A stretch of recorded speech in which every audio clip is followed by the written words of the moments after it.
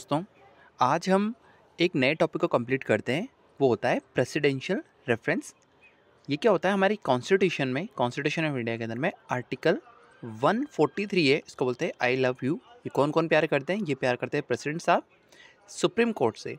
मतलब कि अगर प्रेसिडेंट साहब को कॉन्स्टिट्यूशन में कोई लाइन समझ में नहीं आती या फिर उनको कॉन्स्टिट्यूशन में कुछ और क्लैरिटी चाहिए, तो वो क्या करते हैं, वो कहते हैं सुप्रीम कोर्ट के जजेस को कहते हैं कि आप ये वाली लाइन मुझे समझाइए, या फिर ये वाला क्वेश्चन मुझे इसका मुझे आंसर नहीं मिल रहा है, तो मुझे आप आंसर बताइए कॉन्स्टिट्यूशन से लेकर के। बात समझ में आ गया? सुप्रीम कोर्ट से ही क्यों पूछ रहे हैं ये? क्योंकि सुप्रीम कोर्ट को लास्ट इंटरप्रिटेटर कहते हैं कॉन्स्टिट्यूशन का। बात समझ में आ गई सर? तो तो जब ये सवाल पूछते हैं ना प्रेसिडेंट साहब, हमारे सुप्रीम कोर्ट का सवाल पूछते हैं, तो हम देसी भाषा में तो बोलेंगे भाई सवाल पूछना, लेकिन कॉन्स्टिट्यूशन में तो लीगल टर्म चलता है, तो उसको बोलते हैं हम प्रेसिडेंशियल रेफरेंस। ठीक है, सिंपल भाषा में क्वेश्चन को पूछना। ठीक है, कौन से आर्टिकल के हिसाब से करते हैं? Article 143 I love you.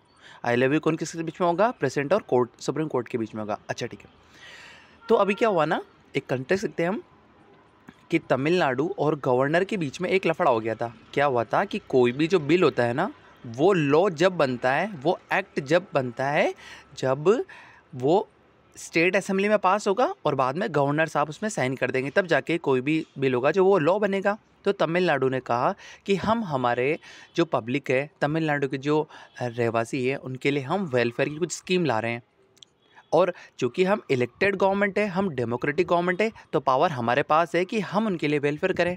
लेकिन गवर्नर साहब ने क्या किया, वो जो बिल था ना, जो लॉ बनने वाला था ना, उस पर साइन ही नहीं किए। ठीक है, तो तमिलनाडु परेशान होकर कहाँ चली गई? सुप्रीम कोर्ट चली गई। सुप्रीम कोर्ट जा सकती है क्या? बिल्कुल जा सकती है। उसको बोलते हैं आर्टिकल 131। इसमें क्या होता है, सेंटर और स्टेट में डिस्प्यूट होता है ना, तब इसका सॉल्यूशन कौन देगा? सुप्रीम कोर्ट देगा। ऐसा आर्टिकल 131 कहता है। तो सेंटर कहाँ पे आ रहा है? ये जो गवर्नर है ना, इसको सेंटर ही अपॉइंट करता है ना, तो ये सेंटर की भूमिका निभाता है। और तमिलनाडु एक स्टेट है, तो स्टेट की ये निभाता है। ठीक है, तो सेंटर और स्टेट में, सॉरी हाँ, सेंटर और स्टेट में जब डिस्प्यूट होता है तो वो सुप्रीम कोर्ट जाता है। तो इस हिसाब से ये आर्टिकल 131 का यूज़ करके तमिलनाडु गवर्नमेंट सुप्रीम कोर्ट चली गई। ठीक है, बात समझ में आ गई। तो सुप्रीम कोर्ट ने कहा कि ये जो गवर्नर साहब बिल के ऊपर बैठे हुए हैं ना ये साइन कर दें। देखो, गवर्नर के पास में पावर होती है आर्टिकल 200 से 3 पावर होती है, या तो वो उस पर एसेंट दे, या तो उस बिल को वो साइन करके उसको एक्ट बना दे, या फिर वो उसको रिटर्न करे। वो कहेंगे तमिलनाडु गवर्नमेंट को कि सर कि देखिए यहाँ पे कुछ लाइनें हैं, कुछ क्लोज वगैरह है, इसको सही करके लाओ, तब मैं साइन करूँगा। ये गवर्नर के पास पावर होती है। या फिर गवर्नर क्या करता है, ये जो बिल है ना, इसको प्रेसिडेंट के पास भेजता है। ये 3 पावर होती है। तो गवर्नर ने इन तीनों चीज़ों को कुछ किया ही नहीं। गवर्नर ने कहा मैं तो टाइम ले रहा हूँ जी, मेरे को तो टाइम चाहिए इस आर्टिकल को, इस पूरे एक्ट को, इस पूरे बिल को पढ़ने के लिए। तो तमिलनाडु गवर्नमेंट ने कहा सर आपने बहुत टाइम ले लिया, अब सॉल्यूशन दो, लेकिन उन्होंने नहीं दिया। तो तमिलनाडु गवर्नमेंट ने आर्टिकल 131 का यूज़ करके वो सुप्रीम कोर्ट चले गए। सुप्रीम कोर्ट ने कहा कि गवर्नर जो ये बिल पर बैठ जाते हैं ना, ये अनकॉन्स्टिट्यूशनल है, और अब इनको 3 महीने के अंदर अंदर पूरा का पूरा बिल जो है उसको पास करना ही पड़ेगा। कोई ना कोई एक्शन लेना ही पड़ेगा। कौन सा एक्शन? या तो पास करो, या फिर वापस स्टेट असेंबली में रिटर्न करो कुछ रिकमेंडेशन के साथ, या फिर वो प्रेसिडेंट साहब के पास भेजो, कुछ ना कुछ एक्शन लो। आप बैठो मत, आप बैठते हो, अगर आप कोई भी एक्शन नहीं लेते हो तो वो अनकॉन्स्टिट्यूशनल होता है। और अगर आपने 3 महीने तक कोई भी एक्शन नहीं लिया ना, तो हम मान लेंगे कि ये डीम्ड एसेंट मिल चुकी है उसको, मतलब ये ऑटोमेटिकली पास हो चुका है। ये सुप्रीम कोर्ट ने कहा था। कब कहा था? अप्रैल में कहा था। तो क्या हुआ ना कि प्रेसिडेंट साहब अचानक से जगे, उन्होंने मई में प्रेसिडेंशियल रेफरेंस का, इस वाले प्रेसिडेंशियल रेफरेंस का आर्टिकल 143 आई लव यू के हिसाब से उन्होंने क्या कहा, उन्होंने 14 क्वेश्चन पूछे सुप्रीम कोर्ट से कि हमें 14 क्वेश्चन के आंसर बताइए आप कॉन्स्टिट्यूशन के हिसाब से।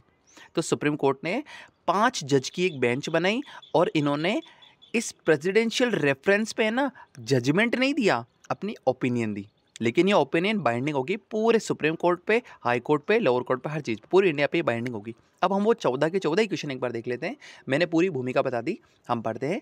पहला क्वेश्चन पूछा प्रेसिडेंट साहब ने रेफरेंशियल गवर्नमेंट्स में, प्रेसिडेंशियल रेफरेंस के अंदर में, कि गवर्नर के पास अगर कोई बिल आए तो उसके पास क्या क्या ऑप्शन होते हैं, आर्टिकल 200 समझाओ, ये प्रेसिडेंट साहब ने कहा। तो सुप्रीम कोर्ट ने क्या कहा, उन्होंने अपनी ओपिनियन दी कि इनके पास में 3 ऑप्शन होते हैं गवर्नर के पास में, या तो वो एसेंट देंगे, या तो वो बिल को पास करेंगे, या फिर वो प्रेसिडेंट के लिए रिजर्व करेंगे। सिंपल भाषा में प्रेसिडेंट के पास में इस बिल को भेज देंगे। या फिर तीसरा कौन सा ऑप्शन होता है, वो विदहोल्ड करेंगे, मतलब कि बिल को वापस भेज देंगे।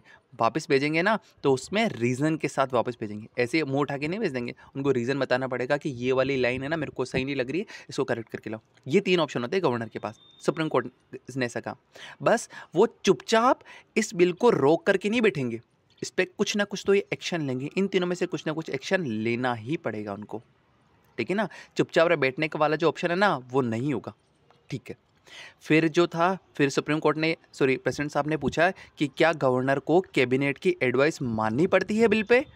तो क्या कहा सुप्रीम कोर्ट ने कि नहीं, ये डिस्क्रिशन है, ये तो मर्जी है गवर्नर की कि वो कैबिनेट की एडवाइस माने या नहीं माने।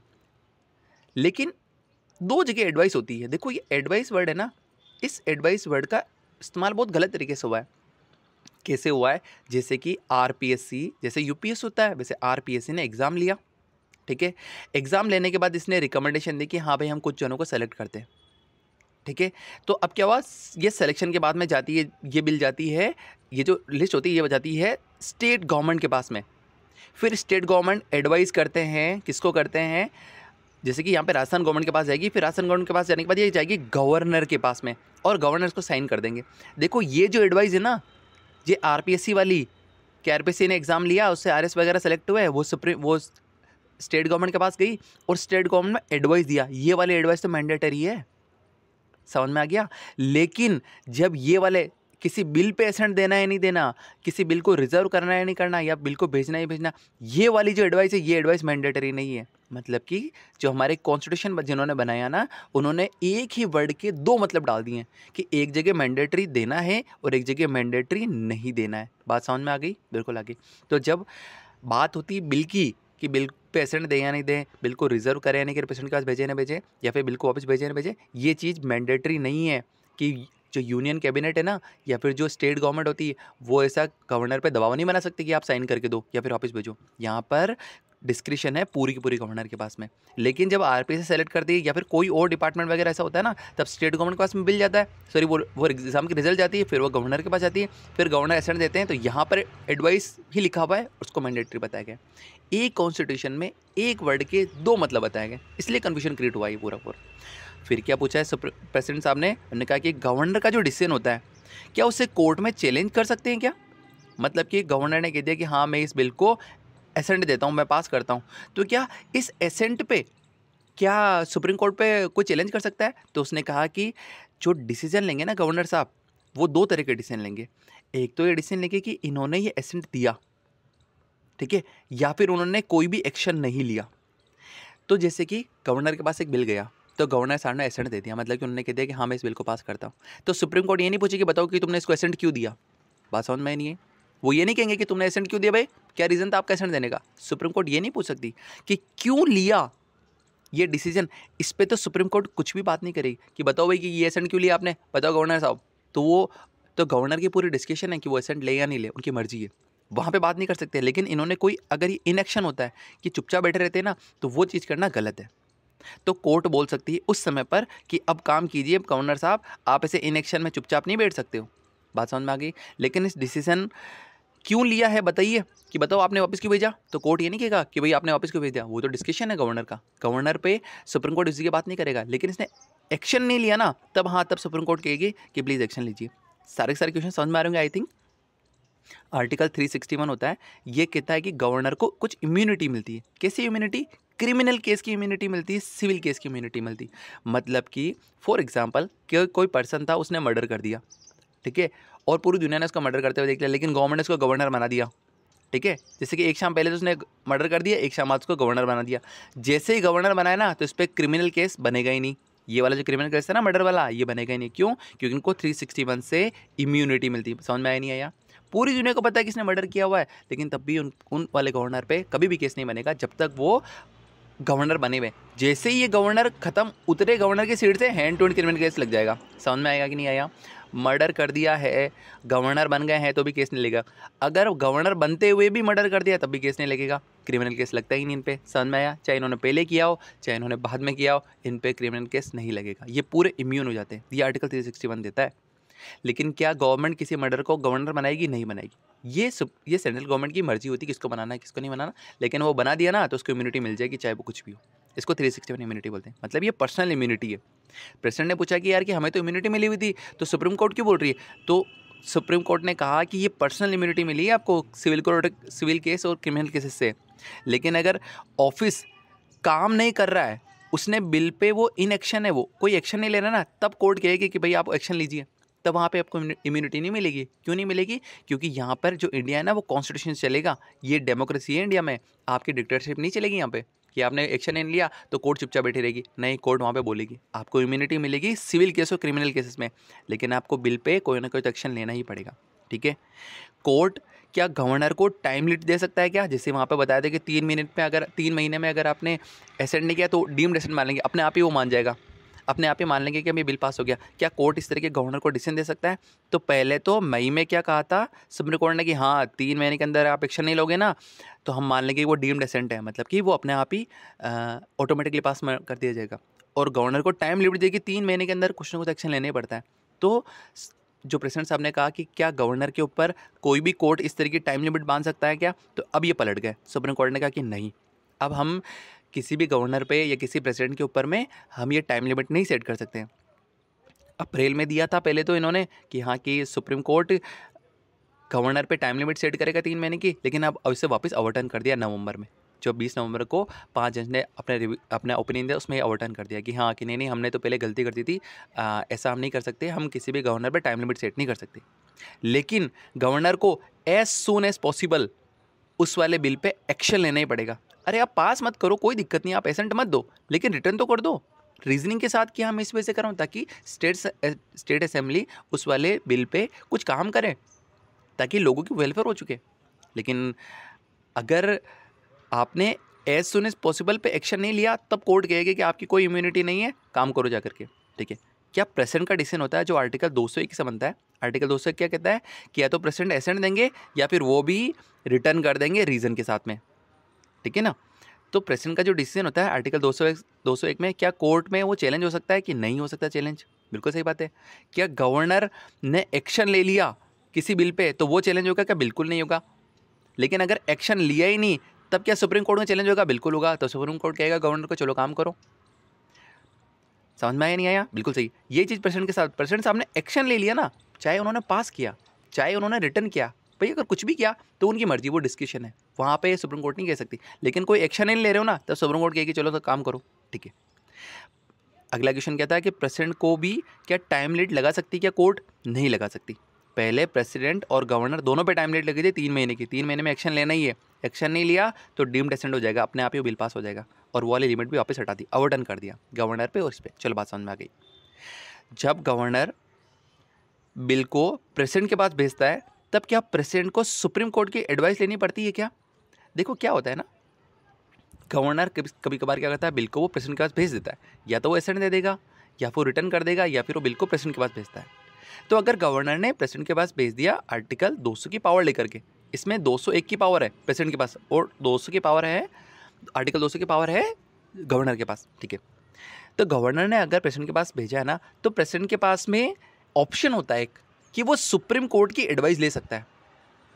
अगर सुप्रीम कोर्ट की एडवाइस ली है, ठीक है, मतलब कि पहले तो प्रेसिडेंट के पास ये ऑप्शन है कि वो एडवाइस ले, चलो मान लो इसने एडवाइस दे भी दी, तो अगेन प्रेसिडेंट के साहब के पास में ऑप्शन है कि वो एडवाइस को माने या नहीं माने। बात समझ में आ गया? अच्छा, अगर काउंसिल ऑफ मिनिस्टर ने अगर कोई एडवाइस दे दी ना प्रेसिडेंट साहब को, तो वो तो माननी पड़ती है। उस समय प्रेसिडेंट साहब नहीं कह सकते कि ये मैंडेटरी, ये ऑप्शन है, वहाँ ऑप्शन नहीं होता है, वहाँ तो एडवाइस को एज ए मैंडेटरी माना गया। इसीलिए कन्फ्यूजन होता है कि एक वर्ड के 2 मीनिंग है अपने कॉन्स्टिट्यूशन में। एडवाइस का मतलब कहीं मैंडेटरी है, कहीं पे ऑप्शनल है। जैसे कि जब गवर्नर साहब बिल को भेजते हैं ना प्रेसिडेंट के पास, उस समय पे पूरा ऑप्शन होता है प्रेसिडेंट के पास कि वो सुप्रीम कोर्ट के एडवाइस को मांगे या नहीं मांगे। और बाई चांस अगर सुप्रीम कोर्ट ने एडवाइस दे दी तो वापस वो प्रेसिडेंट के पास मर्जी है कि वो इस एडवाइस को लागू करे या नहीं लागू करे, उनकी मर्जी है सब कुछ यहाँ पे। ठीक है। तो इन्होंने क्या कहा कि नहीं, बिल्कुल भी ज़रूरी नहीं प्रेसिडेंट को एडवाइस लेना, और अपने मन से डिसाइड कर सकता है। सही बात है। और क्या कहा गया है कि क्या कोर्ट बिल को लॉ बनने से पहले चेक कर सकता है? मतलब कि पार्लियामेंट में, लोकसभा में, राज्यसभा में डिबेट चल रही है उस बिल को लेकर के, इसके बाद ये प्रेसिडेंट के पास जाएगा एसेंट होने के लिए। अभी तो यहीं पे ही घूम रहा है वो, यहीं पे डिबेट चल रही है। तो क्या सुप्रीम कोर्ट इस बिल को इस डिबेट के बीच में भी कह सकता है कि नहीं इस बिल में 2-3 लाइनें गलत है, इसको भी हटाओ? क्या ऐसा सुप्रीम कोर्ट बोलेगा क्या? सुप्रीम कोर्ट ने कहा कि हम ऐसा कुछ भी नहीं करेंगे। नहीं, कोई भी बिल लॉ बनने के बाद में, एसेंट मिलने के बाद में उसकी वैलिडिटी चेक होगी। बिल स्टेज पे कुछ भी नहीं करेंगे। क्यों नहीं करेंगे? क्योंकि हमारे यहाँ पे सेपरेशन ऑफ पावर है, मतलब कि जुडिशियल कभी भी लेजिस्लेचर के बीच में नहीं आएगी। लेजिस्लेचर लॉ बना रहा है ना, और हम तो उसके बीच में नहीं आएंगे। बिल्कुल सही बात है, क्योंकि हमारा जो सेपरेशन ऑफ पावर है वो बेसिक स्ट्रक्चर है, और सुप्रीम कोर्ट खुद बेसिक स्ट्रक्चर को कभी डैमेज नहीं करेगी। अगला क्या पूछा उन्होंने, अगर गवर्नर या प्रेसिडेंट बहुत देर करे तो क्या डीम्ड एसेंट मान लिया जाएगा? प्रेसिडेंट साहब ने पूछा। तो जो पहले क्या कहा था, अप्रैल में सॉरी मई में हमसे अप्रैल में कहा था सुप्रीम कोर्ट ने कि हाँ, कि अगर 3 महीने में कोई एक्शन नहीं लेंगे तो हम डीम्ड एसेंट मान लेंगे, ऑटोमेटिकली बिल पास हो जाएगा। और अभी नवंबर में वापस पलट गया सुप्रीम कोर्ट ने कहा कि बिल्कुल नहीं, अगर हम ये डीम्ड एसेट जैसा जो कंसेप्ट है उसको हम इंडिया में लागू नहीं करते, ये आइडिया पूरा ख़त्म कर दिया कोर्ट ने। एसेंट के बिना लॉ नहीं बन सकता है। सुप्रीम प्रेसिडेंट जब खुद अपने हाथों से एसेंट नहीं करेंगे तब तक हम उस बिल को एक्ट नहीं बनाएंगे। ठीक है, मतलब कि ऑटोमेटिक जो एसेंट मिलनी थी ना, डीम्ड एसेंट, वो वाला कंसेप्ट खत्म हो गया। ठीक है, मतलब कि पलट गया यहाँ पे सुप्रीम कोर्ट पूरा। 11वां क्वेश्चन क्या पूछा था कि गवर्नर का एसेंट ना हो तो क्या बिल बन जाएगा? नहीं, एसेंट के बिना अगेन वो जो बिल है वो एक कोरा कागज है, उसकी कोई वैल्यू नहीं है। मतलब प्रेसिडेंट साहब और गवर्नर को हाथ से एसेंट नहीं करेंगे तब तक वो बिल जो है वो एक्ट नहीं बनेगा। बात समझ में आ गई। 12वां क्वेश्चन क्या पूछा कि क्या हर केस में 5 जज की जो बेंच होगी वो पहले डिसाइड करेगी क्या कि ये मैटर बड़ा है या नहीं? मतलब कि जैसे अभी 5 जज की बेंचों ने ही ओपिनियन दिया था प्रेसिडेंट से रिप्रेजेंट, जो हम क्वेश्चन पढ़ रहे हैं ना उसमें, तो क्या हर केस में 5 जज की जरूरत है क्या? तो कोर्ट ने कहा ऐसी कोई जरूरत नहीं है, एक जज भी काफ़ी है। अगर उनको लगता है कि कोई, अगर जैसे कि एक चीज़ होती है, जैसे कि मैंने कहा कि तमिलनाडु गई थी, गवर्नर के खिलाफ गई थी, ये सुप्रीम कोर्ट में जा सकती है? बिल्कुल जा सकती है। किससे जा सकती है? आर्टिकल 131 के अकॉर्डिंग में। ठीक है, क्योंकि ये सेंटर वर्सेस स्टेट का डिस्प्यूट है, और इसको सोल्यूशन करेगा, ये करेगा सुप्रीम कोर्ट, इसको सोल्यूशन देगा आर्टिकल 130 के हिसाब से। बिल्कुल सर, क्योंकि ये तो स्टेट हो गया, और गवर्नर को कौन अपॉइंट करता है? सेंटर करती है। बात समझ में आ गई सर। तो क्या हर बार ये 5 जज की बेंचें लगेगी क्या इसमें? सुप्रीम कोर्ट ने कहा नहीं नहीं, एक जज का बेंच होगा, वो भी इसको सॉल्व कर सकता है। और क्या हर केस को पहले सुप्रीम कोर्ट में जाएगी कि जैसे अगर यहाँ पे उनकी डिस्प्यूट हो गए तो हर बार ये क्या सुप्रीम कोर्ट में जाएगा क्या हर केस, तभी सॉल्यूशन निकलेगा? सुप्रीम कोर्ट ने कहा नहीं, ऐसा नहीं होगा। अगर आप दोनों के बीच में कम्युनिकेशन होगा, सेंट्रल गवर्नमेंट में और अगर स्टेट गवर्नमेंट में कम्युनिकेशन अच्छा होगा, तो वहाँ पे बिल आराम से सॉल्व हो सकता है। उन्होंने इसको कहा कि तो बिल्कुल इररिलेवेंट चीज़ें, 5 जज की बेंच बनेगी तभी सॉल्यूशन निकलेगा, ये बात बिल्कुल गलत है। एक जज भी का जो सुप्रीम कोर्ट का जो जज होगा ना, वो सेंटर वर्सेस स्टेट के डिस्प्यूट को सॉल्व कर सकता है, और अगर वो कम्युनिकेशन अच्छा रखेंगे तो सुप्रीम कोर्ट आने की नीड भी नहीं है। चलो ठीक है। आर्टिकल 142 में कोर्ट कुछ भी कर सकता है क्या? जैसे गवर्नर गवर्नर की जगह खुद एसेंट दे सकता है क्या? मतलब कि इंडिया में कानून है आर्टिकल 142, आर्टिकल 143 कहता है आई लव यू, किसके बीच में? प्रेसिडेंट और सुप्रीम कोर्ट के बीच में, शायद हो गया। आर्टिकल 142 सबसे पावरफुल है, ये आर्टिकल 32 से भी पावरफुल होता है। आर्टिकल 142 क्या कहता है? ये इसको कैसे याद करता हूँ मैंने कहा कि 4 में से 1 गए तो 3 बचे, तो या अगेन वापस 32 हो गया। ठीक है ना, और 32 हमें याद है ना कि कॉन्स्टिट्यूशन रेमेडीज होता है, ऐसे याद करता हूँ मैं। तो आर्टिकल 142 कैसे होता है? आर्टिकल 142 कहता है कि इंडिया में सुप्रीम कोर्ट के पास अनलिमिटेड पावर है कंप्लीट जस्टिस करने के लिए। अगर उनको सुप्रीम कोर्ट का लग रहा है कि हमें कंप्लीट जस्टिस देना है, हमें न्याय देना ना, तो हमारे पास में अनलिमिटेड पावर है। मतलब कि ये एक जिंदा को मुर्दा बना सकते हैं, मुर्दा को जिंदा बना सकते हैं, कुछ भी कर सकते हैं। सर एग्जांपल बताओ। मैंने कहा कि आप सब ने एक वो देखा होगा जिसमें एक आईआईटी में एक लड़का था, एडमिशन के लिए गया था ना, अभी शायद 1 साल पहले की बात है, कि वो एडमिशन के लिए गया था, लेकिन उसके पास फीस अरेंज नहीं हुई थी। ठीक है, और क्या आईआईटी की जो काउंसलिंग थी वो भी बंद हो चुकी थी, मतलब कि फ़ीस जमा नहीं कर पा रहा था ये। इसके बाद ये इसके पापा गरीब थे तो फीस जमा नहीं, पहले फीस इकट्ठी नहीं कर पाया, लेकिन जैसे ही उधार कहीं से लेके आया पाया, तो जैसे इसको जिस दिन उधार मिला ना, उस दिन लास्ट दिन था, और ये लास्ट दिन इसने आईआईटी की वेबसाइट को चला करके फीस पेमेंट कर रहा था ना, तो आईआईटी की सर्वर चल नहीं रहा था, क्योंकि लास्ट दिन में क्या बहुत ज़्यादा ट्रैफिक आता है। जैसे आप फॉर्म भरते हैं लास्ट दिन में तो बहुत ट्रैफिक आता है, वैसी बात है। तो ये सबमिट नहीं कर पाया फीस, जबकि इसने आईआईटी क्लियर कर ली थी, एग्जाम क्लियर कर, लेकिन बहुत गरीब था। तो ये चला गया सुप्रीम कोर्ट।